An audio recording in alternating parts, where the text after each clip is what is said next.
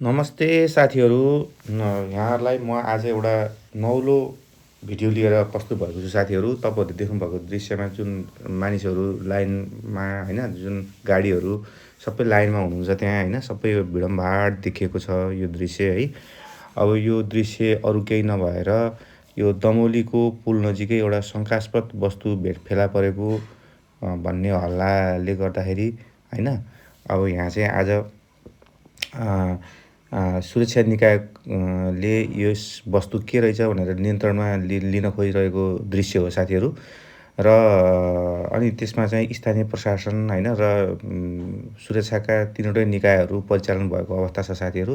र त्यहाँ चाहिँ नै अब विशेष गरी नेपाली सेनाले त्यो शङ्कास्पद वस्तुलाई जाँच गरिरहेको अवस्था छ साथीहरू। यो भिड है देख्नु भएको छ, सबै यो गाडीको लाइनहरू होइन, यहाँ चाहिँ अहिले जाम भएको छ साथीहरू, सबै जाम भएको छ। अनि यहाँ चाहिँ अब यतातिर अब सुरक्षित तरिकाले राखेर अब यो चाहिँ जुन लाइनमा राखेर अब जुन गाडीहरूलाई होइन, मोटरसाइकलहरूलाई विभिन्न अब यहाँ सवारी साधनहरूलाई चाहिँ सुरक्षित तरिकाले राखेर त्यहाँ चाहिँ शङ्कास्पद वस्तु के रहेछ भनेर त्यो चाहिँ त्यसलाई चाहिँ डिस्पोज गर्ने काम चाहिँ भइरहेको छ। देख्नु भएको छ तपाईँहरूले दृश्य मैले भिडियो देखाइरहेको छु साथीहरू। अब यो र यस जुन किसिमको यो खालको जुन शङ्कास्पद वस्तु छ त्यसलाई चाहिँ अहिले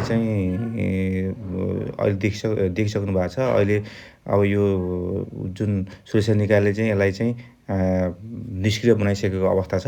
र त्यसपछि तपाईँको गाडीहरू त्यहाँ चाहिँ चल्न थालिसकेको छ साथीहरू। अब अहिले चाहिँ सामान्य अवस्था चाहिँ सामान्य छ र यस्तो शङ्कास्पद वस्तुहरू देखा पर्ने बित्तिकै तपाईँहरूले चाहिँ हामी सबैले चाहिँ सम्बन्धित निकायलाई चाहिँ ध्यानस्मरण गराएर र कल गरेर चाहिँ हामीले चाहिँ यस्ता वस्तुहरूलाई चाहिँ त्यहाँबाट निश्चित गर्न सकिन्छ, निश्चित पार्न सकिन्छ। र यो सचेतनात्मक भिडियो हो साथीहरू। र यसरी सचेत रहौँ होइन, सबै नागरिक सचेत रहौँ र एकदम हामीले चाहिँ कुनै पनि यस्तो शङ्कास्पद वस्तुहरू भेटियो भने चाहिँ तुरुन्त चाहिँ सुरक्षा निकायलाई चाहिँ हामीले खबर गर्नुपर्ने हुन्छ साथीहरू। अहिले अब गाडी खुलिसकेको छ, अहिले चाहिँ अब अवस्था चाहिँ सामान्य भइसकेको छ।